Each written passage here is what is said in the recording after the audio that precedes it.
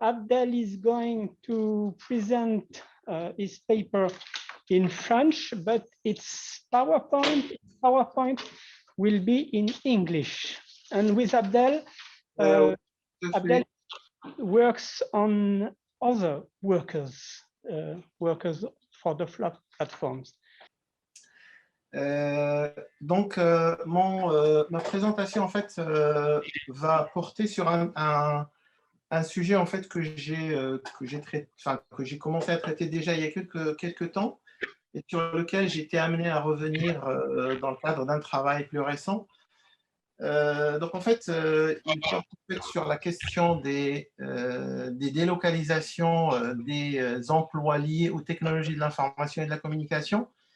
Et plus particulièrement, en fait, il porte sur le cas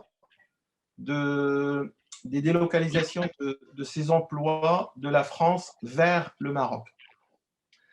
Bon, il faut dire que ce travail, en fait, il s'inscrit plus globalement dans une série de travaux que j'ai réalisés depuis fort longtemps, en fait, maintenant. Et en fait, avec une ligne directrice qui porte sur en fait, comment on peut interroger en fait les relations entre les pays du Nord et les pays du Sud au travers, au prisme des technologies de l'information et de la communication. Avec une hypothèse sous-jacente, c'est qu'en réalité, en fait, ces technologies de l'information et de la communication sont également porteuses de nouvelles formes, ou peut-être même des formes beaucoup plus anciennes, de formes en fait de dépendance et de domination entre les pays du Nord et les pays du Sud.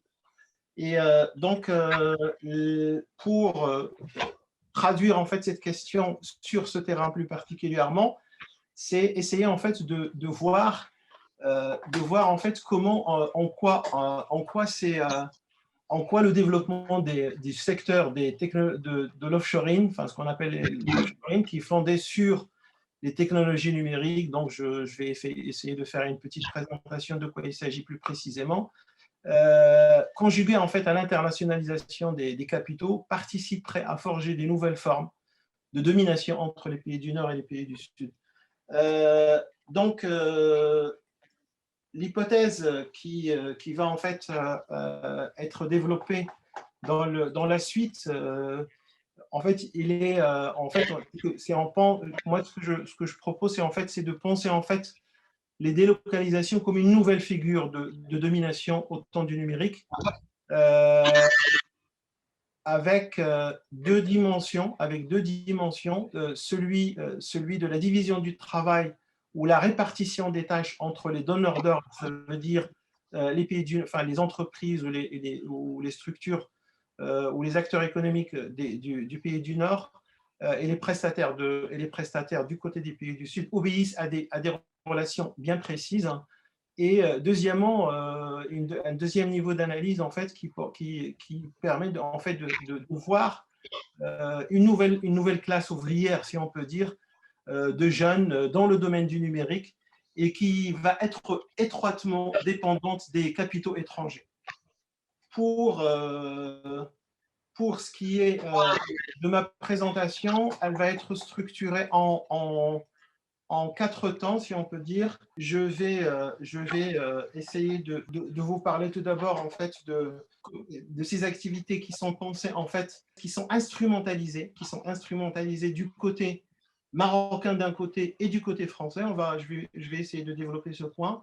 Un deuxième point va porter en fait sur quelle va être la stratégie du côté marocain qui va être déployée pour attirer en fait des investisseurs français pour investir dans le secteur de l'offshoring.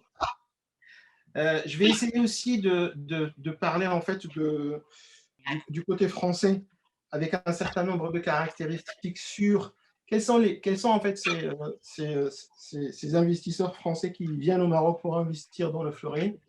Et je vais aussi, dans un dernier point, plutôt m'intéresser aux investisseurs marocains qui, pour montrer en fait qu'ils dépendent véritablement d'un certain nombre de contraintes et d'un certain nombre d'injonctions qui sont liées essentiellement à ce qui se passe en France. Déjà, il faut peut-être que j'essaie en fait de revenir sur, quand on parle d'offshoring, quand on parle des activités liées à l'offshoring, en fait, on peut identifier, dans un premier temps, on n'identifiait que 3 secteurs d'activité, tout ce qui a rapport avec les centres d'appel, tout ce qui a rapport avec ce qu'on appelle le business process outsourcing, donc tout ce qui a rapport, enfin tout ce qui relève en fait de la gestion des ressources humaines à distance, tout ce qui relève de la gestion comptable à distance, tout ce qui relève en fait de la gestion par exemple des cartes, enfin des abonnements, des choses comme ça. Et vous avez une troisième activité en fait qui est plus particulièrement centrée sur tout ce qui relève du développement informatique, de la conception informatique. Et plus récemment, il y a aussi deux autres catégories en fait qui vont commencer en fait qu'on va commencer à avoir, qui est plutôt de l'outsourcing au niveau du recherche-développement, de l'ingénierie. Ça c'est un quatrième niveau. Et après, il y a aussi une dernière catégorie qui relève plutôt de tout ce qui est tout ce qui relève en fait de l'analyse des data, en fait, de l'analyse de données, tout ce qui relève en fait des activités plus stratégiques, si on peut dire. Donc, première chose en fait qu'on peut regarder, c'est que quand on s'intéresse aux facteurs de développement de ces activités d'offshoring, et quand on les inscrit en fait dans une vision beaucoup plus globale, dans une vision macro, on se rend compte en fait qu'il y a énormément de choses qui ont favorisé ça. C'est bon, vous avez bien entendu des tendances à la rationalisation, la réduction des coûts. Vous avez bien entendu des potentialités économiques qui sont intrinsèques aux technologies de l'information et de la communication. Et cela va de soi, bien entendu, c'est avant tout la possibilité de numériser, la numérisation des données. Donc, tous ces éléments-là, en fait, on va en participer à favoriser ou à développer en fait ces activités d'outsourcing ou de délocalisation des métiers liés aux technologies de l'information et de la communication. Et ça, c'est pas si récent que ça, parce qu'en fait, dès le milieu des années 90, on va commencer à voir, en fait, on va commencer déjà à avoir des premières manifestations de ces activités. Concernant le Maroc, en fait, on va commencer à les voir plus particulièrement au milieu des années 2000. Au milieu des années 2000, et pour ce qui est du Maroc, quand on essaie en fait d'analyser et de contextualiser en fait qu'est-ce qui a permis ou qu'est-ce qui a fait que le Maroc va se lancer en fait dans cette stratégie de développer ou d'offrir en fait un secteur ou de développer un secteur de l'offshoring. En fait, on se rend compte qu'il y a énormément de choses. Bon, il y a par exemple tout ce qui est la dérégulation du secteur de télécommunications, la privatisation par exemple de l'opérateur public. Il y a un élément qui est très très central en fait, qui intervient dans ce développement et dans cette stratégie du côté marocain, c'est faire face au problème du chômeur des jeunes diplômés. Et il y a bien entendu tout un développement d'un certain nombre de plans et de programmes qui vont être initiés au Maroc. Bon, je pense par exemple à Maroc numérique 2013, je pense au programme Émergence et un certain nombre de choses. Mais il y a aussi un autre élément qui est assez intéressant à prendre en compte, c'est aussi la transformation, c'est une sorte de transformation en fait du capitalisme au Maroc. Et là, on va voir en fait apparaître des nouveaux entrepreneurs qui sont lettrés, qui sont ouverts sur le monde et qui sont aussi à l'assaut de la sphère politique. Donc, avec des indices énonciateurs d'une prise en charge entrepreneuriale des questions sociales et économiques. Donc, côté instrumentalisation, et si je m'intéresse plus particulièrement à cette question d'instrumentalisation aussi comme un élément de contextualisation, c'est qu'en fait, la question des activités liées à l'offshoring, aux activités d'offshoring, en fait, elle est instrumentalisée d'une façon ou d'une autre des deux côtés. Des deux côtés. D'un côté, les pays du Sud, en fait, ils voient en fait dans ces activités une opportunité économique pour faire face au chômage des jeunes, pour s'insérer dans l'économie monde et aussi pour assurer une croissance économique.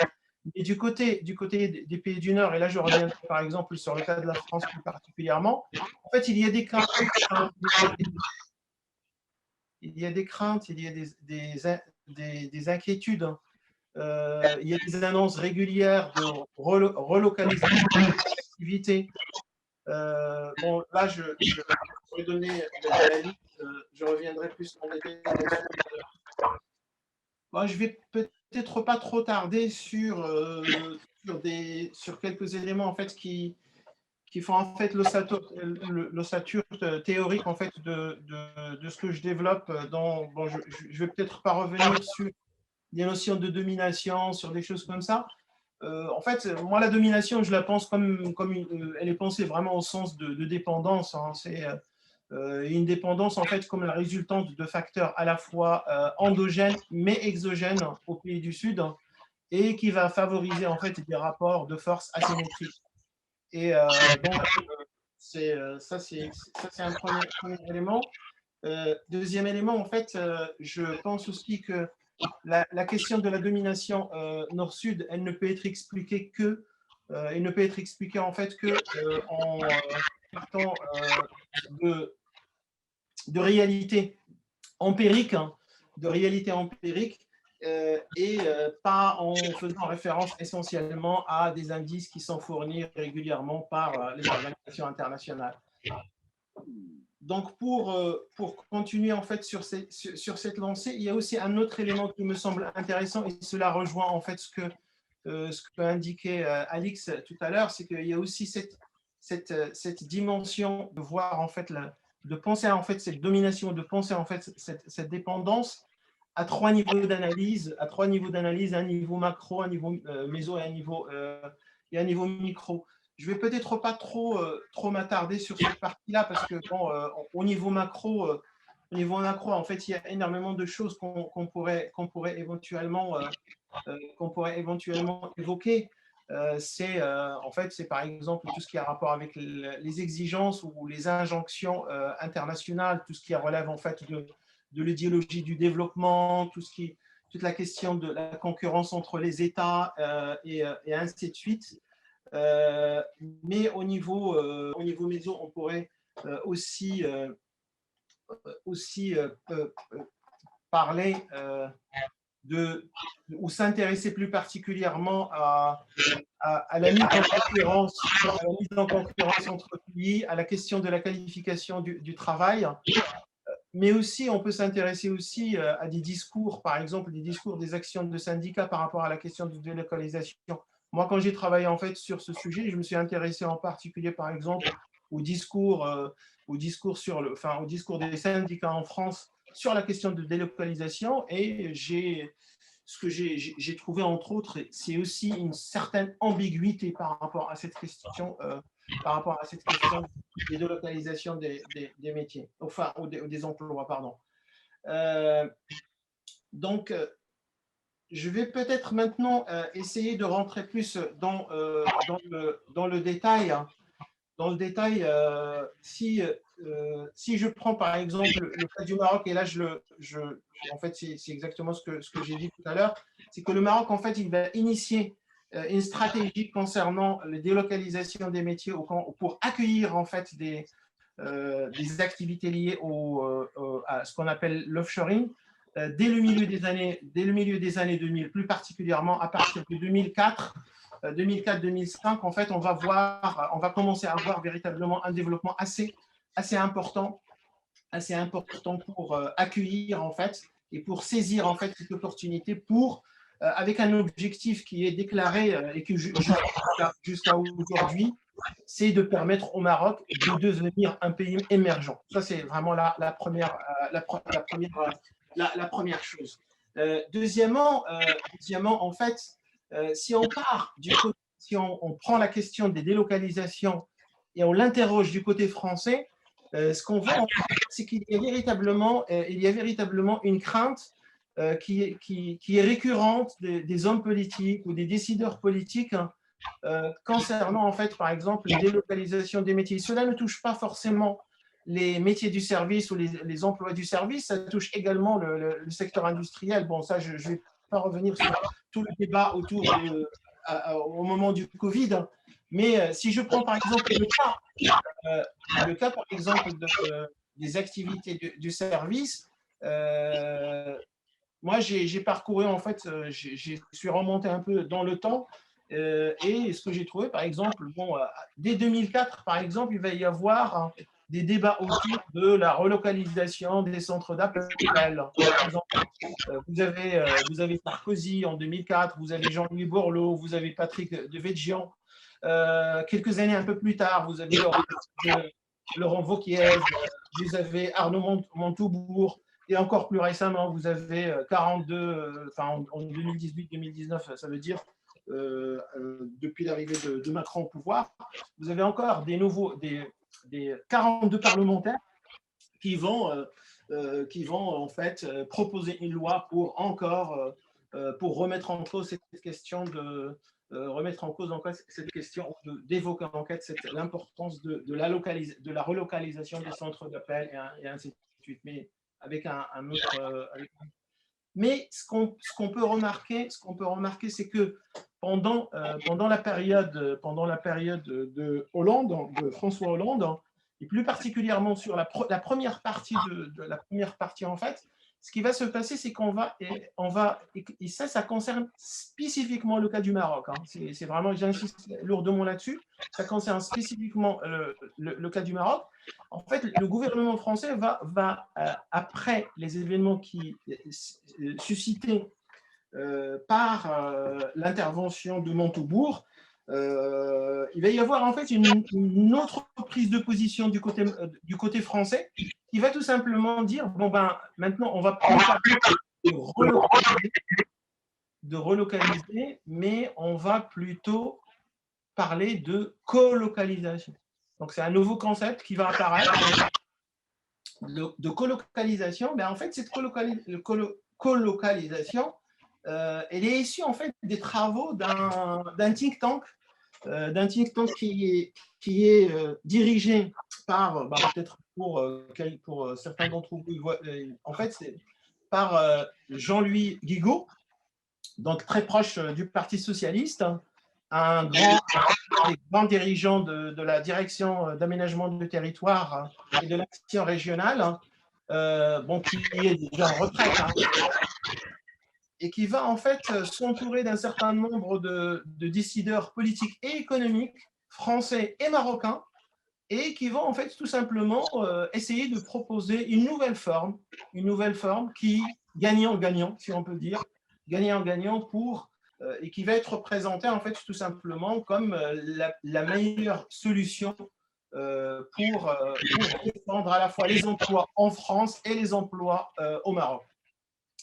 En fait, ce modèle, il est tout simplement inspiré du modèle allemand avec les pays ce qu'on appelle les pays de l'Est ou du centre et de l'Est européen.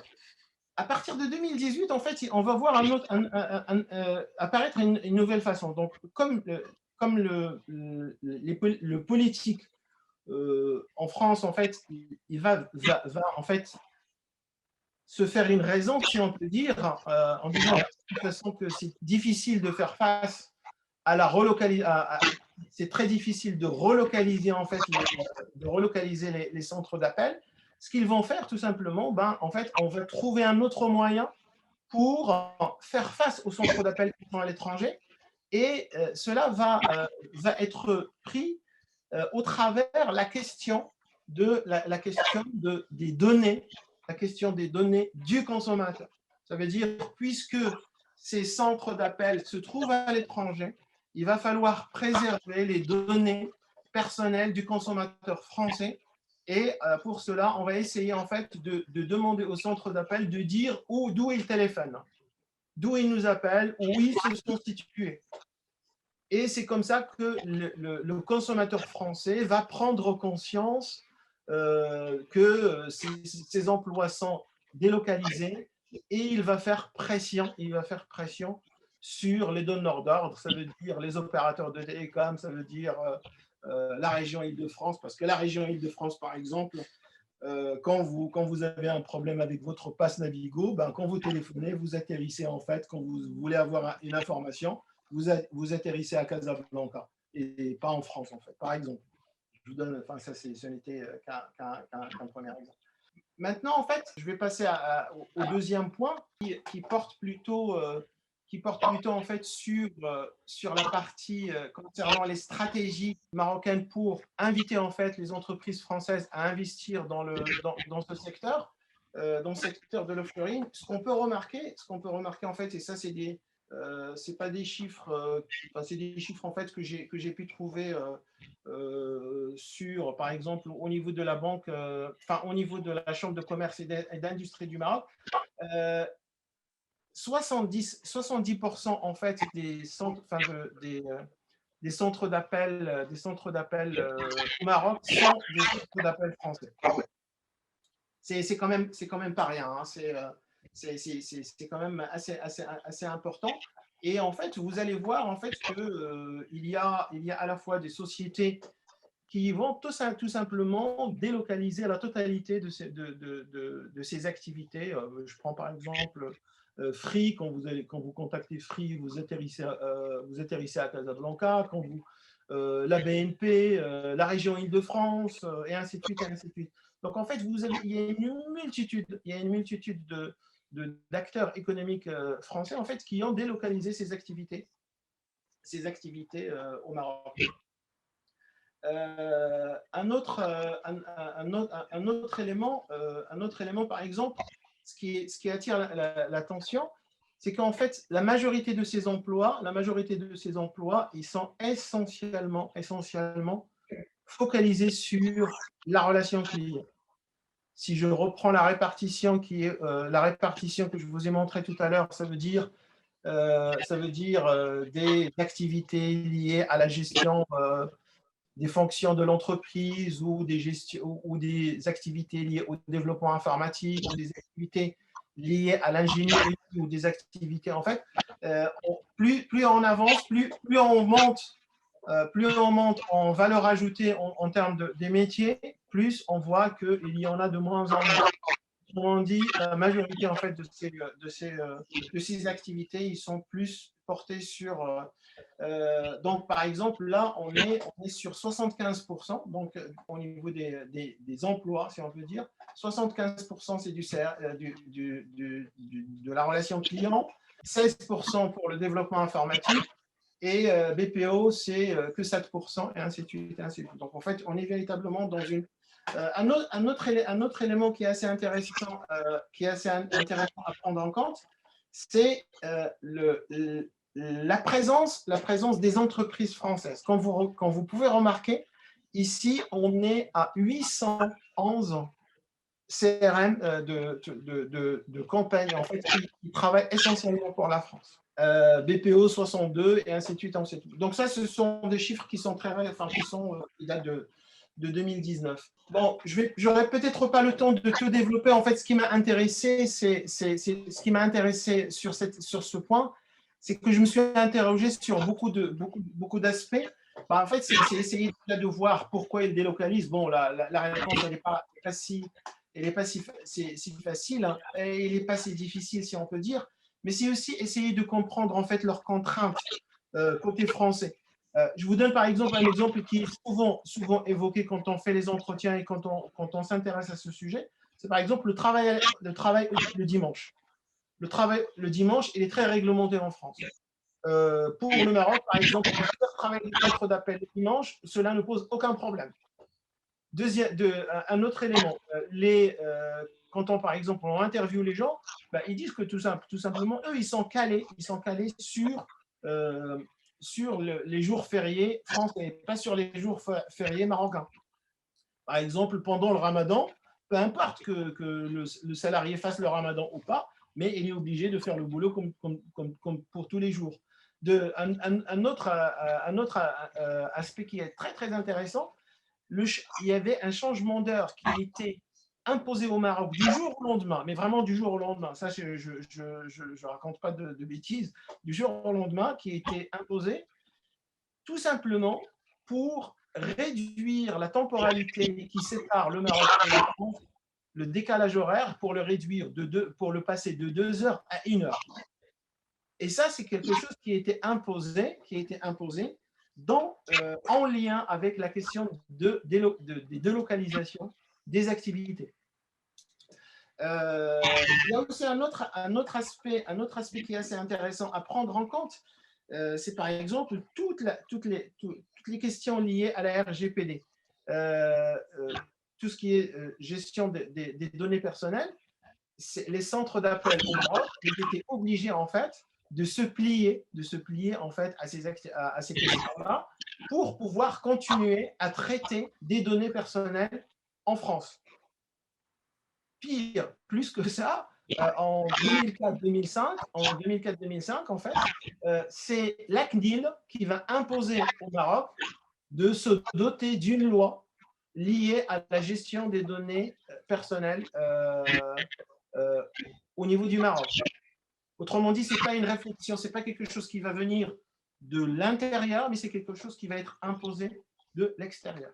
Il y a aussi un autre élément qui est assez intéressant et qu'on voit qui commence à s'imposer de plus en plus, ce sont les entrepreneurs marocains qui investissent dans le secteur, dans le secteur des centres d'appel, par exemple, qui cherchent en fait à imposer aux salariés des exigences, tout simplement en allant ouvrir des centres d'appel dans des pays africains subsahariens. Tout simplement pour créer en fait cette concurrence entre salariés africains, subsahariens et marocains. Et ça, c'est quelque chose qu'on commence à voir de plus en plus. Par exemple, il y a beaucoup de centres d'appel qui sont créés par des sociétés marocaines au Sénégal, en Côte d'Ivoire, à Madagascar, et ainsi de suite, et ainsi de suite. Il y a même des sociétés en fait qui achètent ces centres d'appel. Donc, voilà. Et ça permet en fait de créer en fait la concurrence entre salariés, tout simplement. C'est ce que je dis. Par exemple, Outsourcia, par exemple, c'est une société créée par un jeune Marocain qui va en fait acquérir des centres d'appel à Madagascar et au Niger, et il y en a d'autres. Je vais en fait raccourcir. En fait, c'était le dernier point sur lequel je voulais tout simplement insister. C'est qu'en fait, ce qu'on remarque, que ce soit au niveau des investisseurs marocains ou que ce soit au niveau des investisseurs français qui interviennent dans le secteur, en réalité, c'est tout simplement, en fait, ils saisissent une opportunité. C'est une opportunité capitalistique, si on peut dire, qui est celle du chômage des jeunes diplômés. Et en fait, c'est à partir de là, en fait, qu'on voit se développer ces activités-là qui, le plus souvent, dévalorisent leur diplôme, parce que, ça, je n'ai pas insisté là-dessus auparavant, c'est que majoritairement des gens qui intègrent les centres d'appel sont surdiplômés par rapport aux activités qu'ils exercent. Voilà, et merci à vous. Et encore, je vous explique pour les collègues anglophones. Merci, Abdel. Thanks, Abdel, for this very interesting study. We understand quite well when we hear your presentation that the outsourcing activities between France and Morocco is part of an equal international division of labor. What is very interesting in relation to the main subject of these 2 days workshop is that your investigation predates in many respects the work that was carried out by Sarah Roberts or by Antonio Casilli on the commercial moderation in the web that is also organized according to this international unique International Division of Labor. So thank you very much, Abdel.